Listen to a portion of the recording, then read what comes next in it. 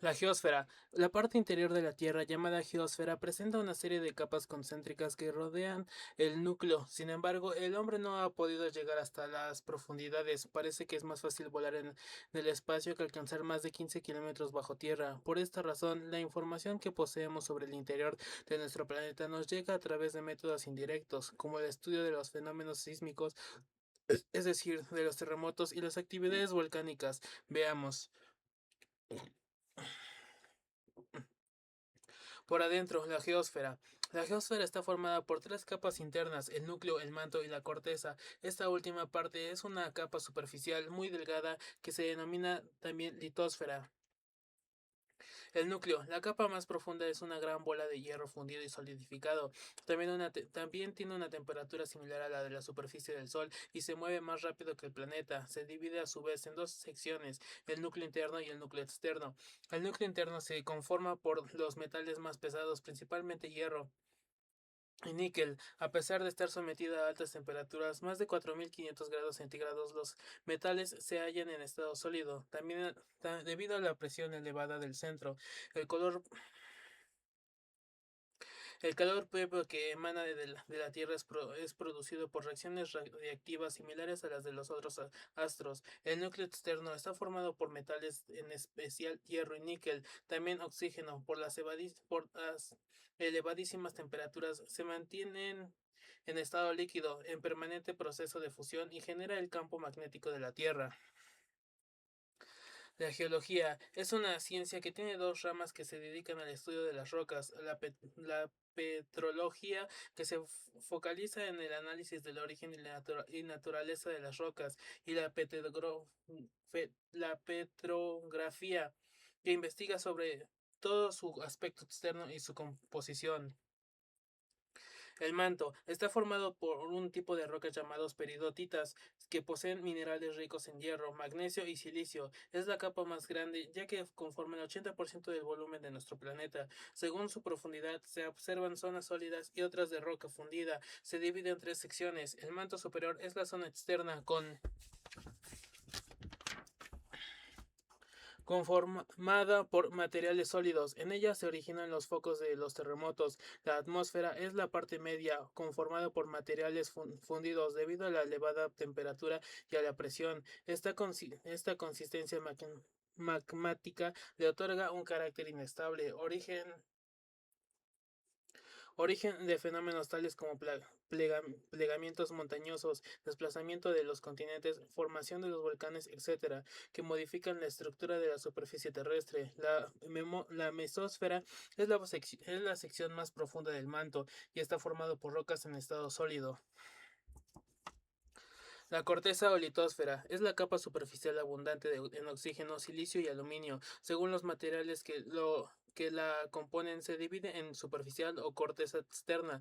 Es una capa sedimentaria y discontinua porque su profundidad disminuye en el océano. Ocupa una porción muy delgada de superficie. Está formado por rocas de distintas procedencias. Muchas de estas se originan por la fundición de diferentes elementos: granito, por el enfriamiento de lava volcánica; piedra pómez, o por la erosión de rocas más antiguas, arenisca.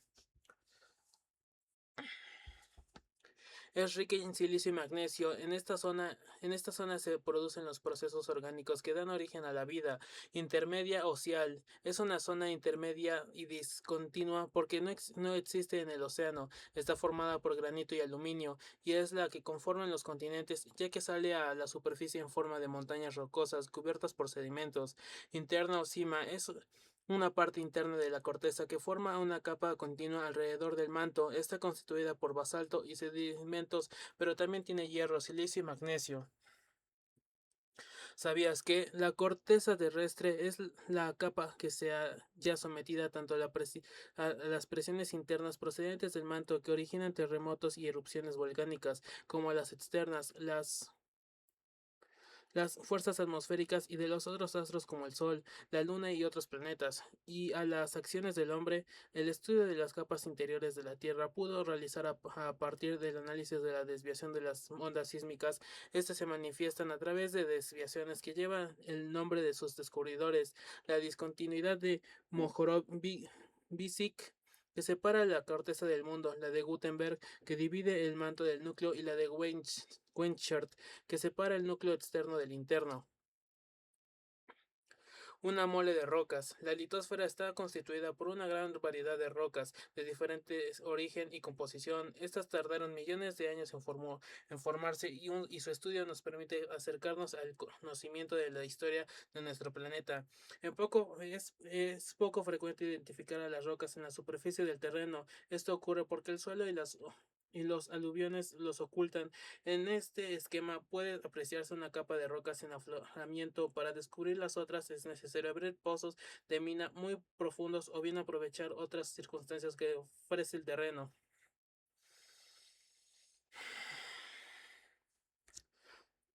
Las herramientas fundamentales del geólogo. La geología es una ciencia experimental. Como tal, comienza por la observación de lo que puede ser visto, tocado, manipulado. El geólogo inicia su trabajo pues sobre el terreno. Para ello se vale de instrumentos indispensables: un martillo con mango de color vivo para poder identificarlo fácilmente, una lupa, un mapa topográfico, un cuaderno, una bolsa de muestras, una brújula, un alímetro, una botella de ácido clorhídrico y un pincel. Las entrañas de la Tierra. La historia de la Tierra se halla contenida en las rocas que conforman un relieve terrestre. Estas rocas, aunque aparenten ser semejantes, tienen en realidad muchas diferencias metamórficas, magmáticas y sedimentarias. Son algunas de las clasificaciones que encontramos en este fascinante mundo. ¿Lo vemos? Las rocas son todas iguales. La historia de la Tierra se halla escrita en el suelo. Si se analizan las rocas que conforman el relieve del planeta, podría corroborarse que no todas las rocas son iguales, ni siquiera tienen la misma edad. Distintas formas para clasificar. Las rocas pueden clasificarse teniendo en cuenta tres variables o parámetros distintos, según su consistencia. De acuerdo con esta, las rocas pueden ser duras, disgregadas, plásticas, líquidas o gaseosas, según sus componentes, sean estos minerales o químicos. Según su origen, esta es la forma más generalizada y es la que empleamos aquí. Tres grandes clases. Según su origen, las rocas pueden dividirse en endógenas o eruptivas. Su origen está en el interior de la Tierra y en ciertos casos, como el basalto, son el resultado de una erupción. Suelen llamárselas también ígneas, magmáticas, plutónicas, etc. Exógenas, superficiales o sedimentarias, como por ejemplo las arenas, areniscas, arcillas, etc. Metamórficas son rocas eruptivas o sedimentarias que fueron afectadas por diversos factores: temperatura, presión, contacto con otras rocas, etc., que transformaron su aspecto original, como por ejemplo los esquistos y las gneis. Las rocas eruptivas, ¿qué aspecto tienen? Vistas con una lupa o al microscopio, las rocas eruptivas presentan pequeños cristales de formas y dimensiones distintas según la roca analizada. De acuerdo con la cantidad y dimensión de esos cristales, las rocas pueden ser de textura granulada. Los cristales forman granos o vitrea. Los cristales semejan pequeños trozos de vidrio liso. Son ejemplos de rocas eruptivas granuladas. El granito y la diorita, en tanto, la obsidiana y la piedra pómez son ejemplos de rocas eruptivas vítreas. Y las sedimentarias. Este tipo de rocas no provienen del interior de la Tierra como las eruptivas. Se han formado con el correr del tiempo en la superficie terrestre, tanto en el suelo como en el fondo de las aguas, a partir de una materia preexistente exterior a la corteza terrestre. Estas rocas conforman depósitos. Estos se originaron por la acción diagénesis de distintos agentes, ya sean físicos o bioquímicos. La acción de los agentes físicos, calor, hielo, acción del viento, etc., producen el desgaste de las rocas, que son transportadas y depositadas en campas o estratos. Los agentes bioquímicos, los seres vivos también, contribuyen a la formación de depósitos terrestres o marinos de rocas sedimentarias. Entonces podemos decir que las rocas sedimentarias presentan dos características básicas: son estratificadas. Los sedimentos están dispuestos en capas que paralelas, contienen fósiles, restos de antiguos seres vivos. 6 categorías de rocas sedimentarias. Basándonos en la composición química, se pueden distinguir 6 tipos o categorías de rocas sedimentarias. Silíceas, rocas duras cuyo principal componente es el sílice. Es el sílice, arenisca roja. Carbonatados, contienen carbonatos naturales como el de calcio presente en las rocas calizas, de hierro presentes en las rocas siderosas, el sodio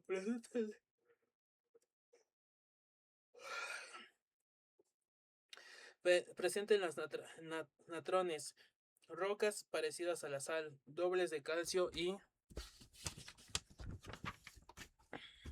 magnesio, presentes en las rocas dolomíticas, anqueritas, asociaciones de rocas dolomíticas y siderosas.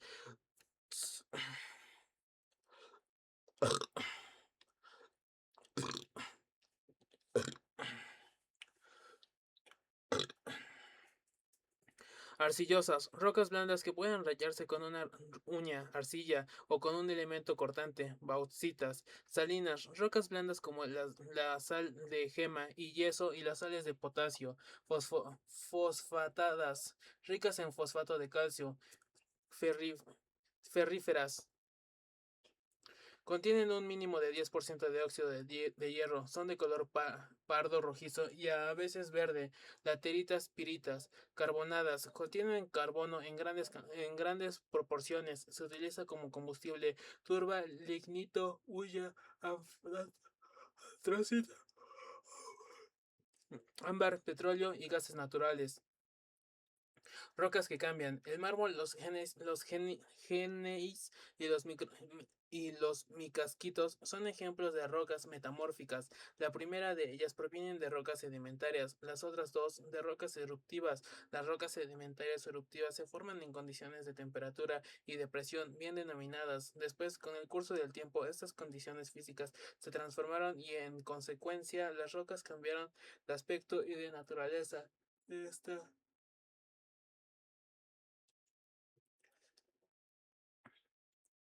de naturaleza. De estas transformaciones, algunas dependen del metamorfismo y otras de las condiciones termodinámicas. Las, las, meta, las los metamorfismos pueden ser locales o generales. Los locales pueden producirse por contacto entre dos rocas o por acciones mecánicas y no momentanismos.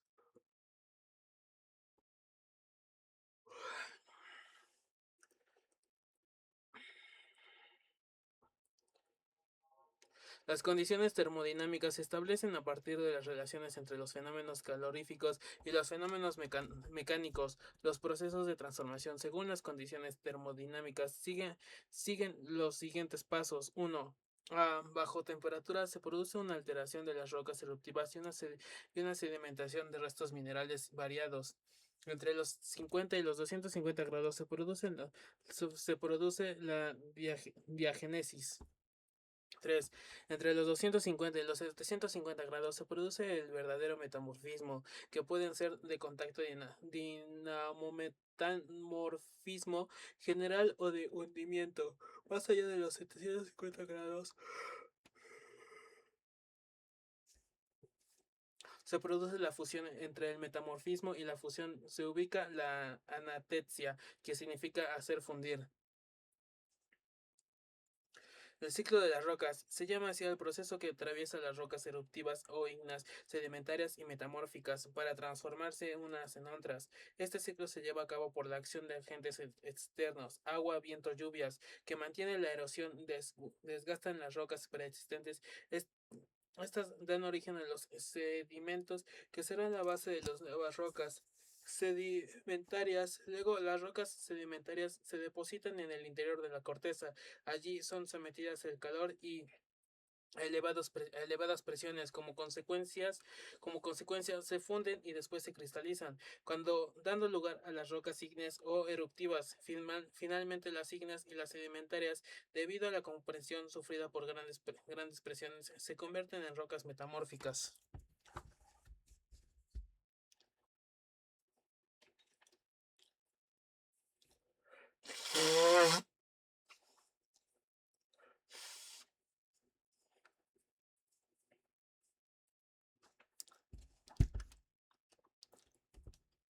La inquieta Tierra, el planeta en que vivimos, se encuentra sometido a un continuo proceso de transformación. Estos procesos que tienen lugar en el interior de la Tierra se denominan procesos geológicos internos y se deben principalmente al calor del núcleo del globo terrestre y a las grandes presiones que los materiales superiores ejercen sobre la corteza. Veamos cuáles son.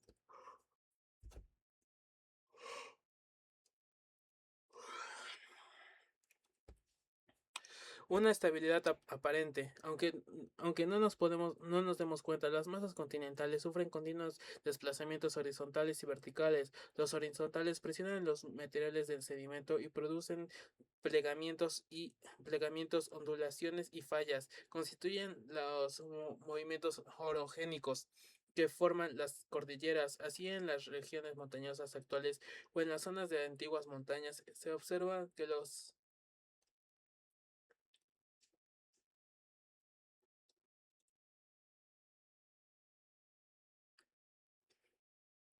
constituyen los movimientos orogénicos que forman las cordilleras. Así, en las regiones montañosas actuales o en las zonas de antiguas montañas se observa que los estratos de sedimentos han sido levantados, plegados o fracturados por las fuerzas orogénicas. Los movimientos verticales de la corteza se denominan iso-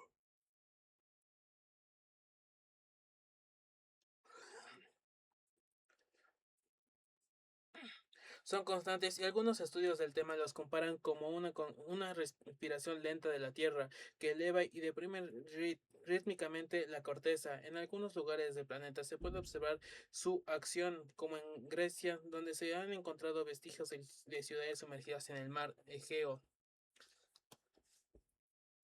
La cuna de la montaña. Las geosinclinales son extensas depresiones situadas entre macizos estables en las que se van depositando lentas y continuas sedimentales.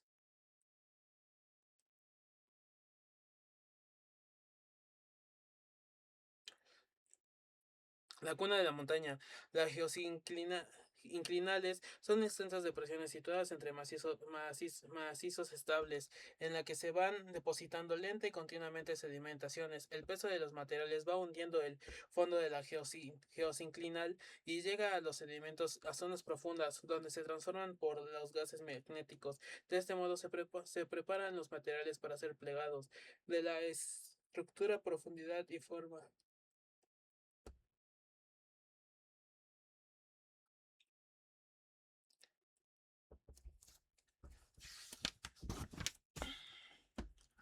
Los volcanes. Hace millones de años la superficie de la Tierra estaba poblada solo por volcanes.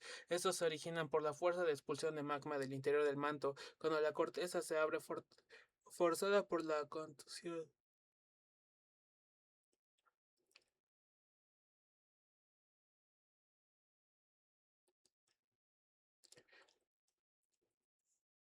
Estos se originan por la fuerza de expulsión del magma del interior del manto. Cuando la corteza se abre forzada por la corriente de lava, se produce una erupción volcánica acompañada por vapores que proceden de la presión gaseosa. ¿Cómo nacen los volcanes? Como todas las montañas, los volcanes surgen por la superposición de las placas tectónicas. Este encuentro entre una presión sobre esa otra.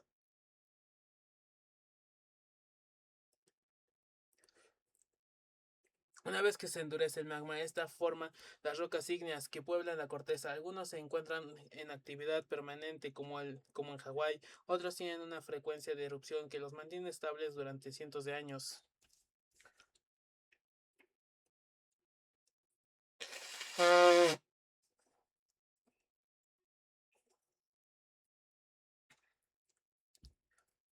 El cuerpo del volcán. En los volcanes pueden apreciarse diferentes partes. Cámara magnética es la capa más profunda y se comunica con la superficie a través de una chimenea. Cráter es el orificio de salida del magma y se encuentra en la cima. Cono volcánico. Bombea el cráter y está formado por el material que se junta en el contorno superior.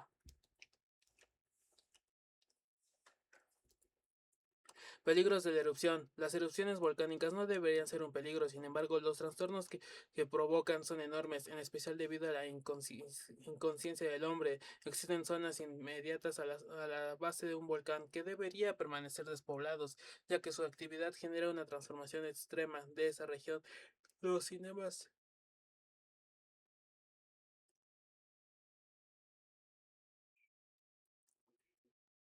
Existen zonas inmediatas a la base de un volcán que deberían permanecer despobladas, ya que su actividad genera una transformación extrema de esa región. Los científicos establecieron cuál es la extensión de la zona de destrucción total más allá, delimitaron una parte intermedia que se veía afectada por grandes cambios y finalmente lo último que es lo que bajó riesgo.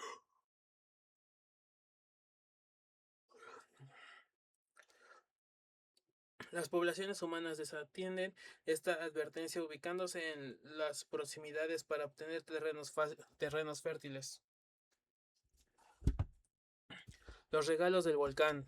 A pesar del temor que rodea a las explosiones volcánicas, este fenómeno es productivo para la vida del hombre. Los beneficios que produjo en la etapa primitiva son numerosos. Gracias a la actividad volcánica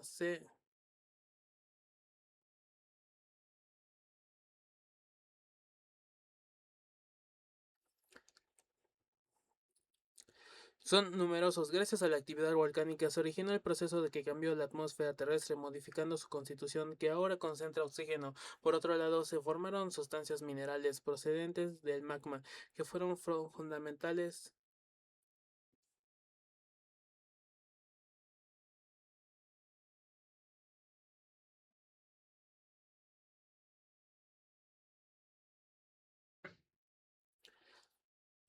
Esto hace que el hombre pueda aprovecharlas para la agricultura, la ganadería. Además, estas zonas siguen siendo fuentes de reservas minerales y originan aguas termales utilizadas como ayuda para la conservación de la salud.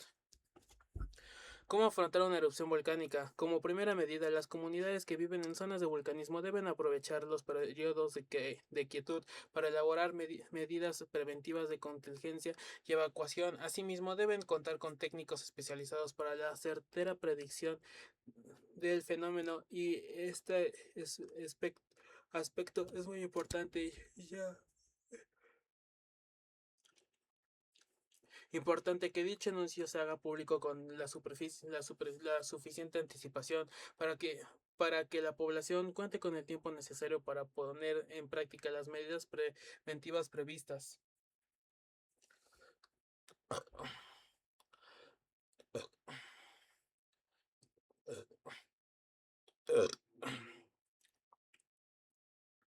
Ante la inminencia de una erupción, informar rápidamente a la población mediante un sistema de alarma como sirenas, timbres o silbatos, cumplir los planes de evacuación previstos sin perder la calma, desplazarse pendiente arriba, alejando.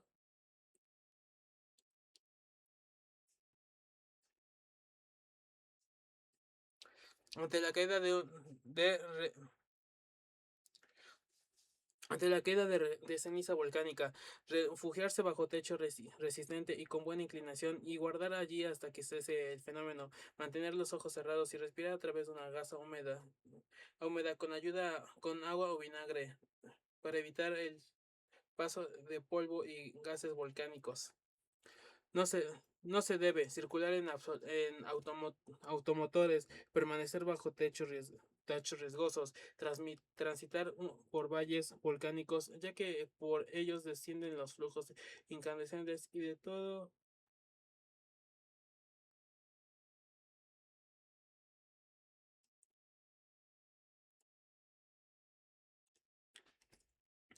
En esta y en cualquier otra situación de riesgo colectivo, conservemos la calma y seamos solidarios con quien lo necesita.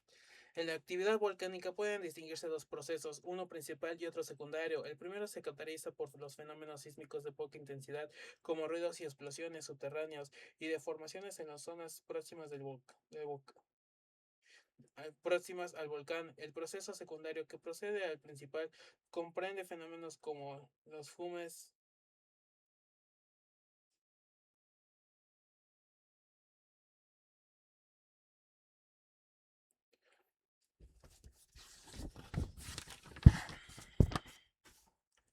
Los terremotos. A veces se producen fuertes temblores que sacuden la superficie terrestre. Algunos solo alcanzan a derribar árboles y fracturar la tierra. Otros hacen que se derrumben los edificios y producen daños irreparables. Actualmente muchos terremotos son detectados con anticipación por los aparatos científicos.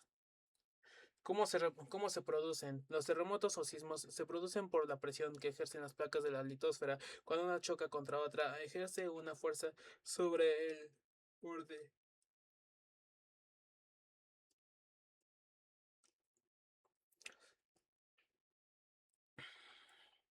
Los terremotos lentamente el suelo se abre originando grietas y el temblor de la tierra, la fuerza que los origina procede del interior de un manto y se produce unos 500 kilómetros de profundidad.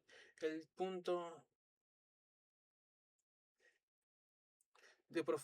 el punto de origen subterráneo se llama hipocentro y el punto de que se le superpone verticalmente en la superficie recibe el nombre de epicentro. A partir de allí, las ondas sísmicas se expanden en forma de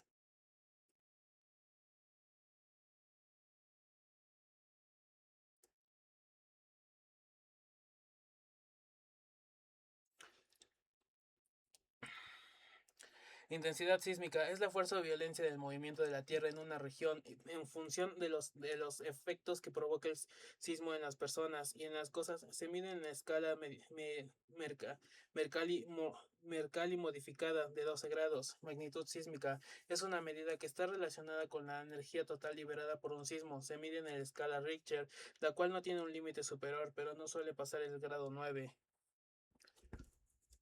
Una explosión histórica. En el año 79 después de Cristo, la poderosa erupción de Vesubio destruyó tres ciudades romanas enteras, Pompeya, Herculano y Estavias. Esta expresión está acompañada por emanaciones de gas y fue tan sorpresiva que los habitantes no tuvieron tiempo de escapar. El magma y el polvo que se fundieron al mezclarse con el vapor de agua formaron un barro que resultó a las tres ciudades enteras. A pesar de la catástrofe, fue cualidades de esta ceniza volcánica hicieron que se convirtiera en las estructuras urbanas casi como eran antes, y en las excavaciones realizadas en 1748, preparaciones como en el pasado, solo intentábamos.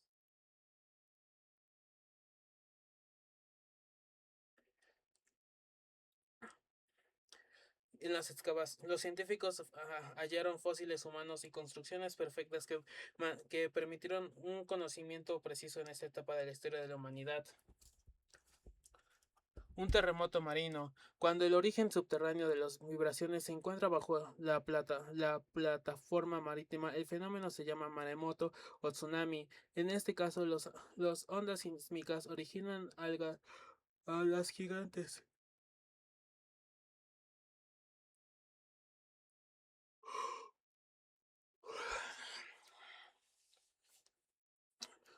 En esto, las ondas sísmicas originan olas gigantescas que desplazan gran cantidad de agua. Estas invaden las poblaciones de la costa y provocan grandes accidentes. ¿Sabías que en el mundo ocurren unos 100.000 sismos al año, de los cuales solo 6.000 son detectados por aparatos científicos? La mayoría son débiles, pero unos 1.000 causan considerables daños? ¿Cómo es un sismógrafo? En un instrumento que permite registrar datos sobre los movimientos sísmicos, está constituido por una base de metal que se apoya en la tierra, unida a otra armazón que cuelga de ella. La base sostiene un cilindro metálico que gira como un antebrazo de reloj. En este trabajo se sujeta una tinta de papel sobre la que flota un péndulo adosado a la segunda hermandad.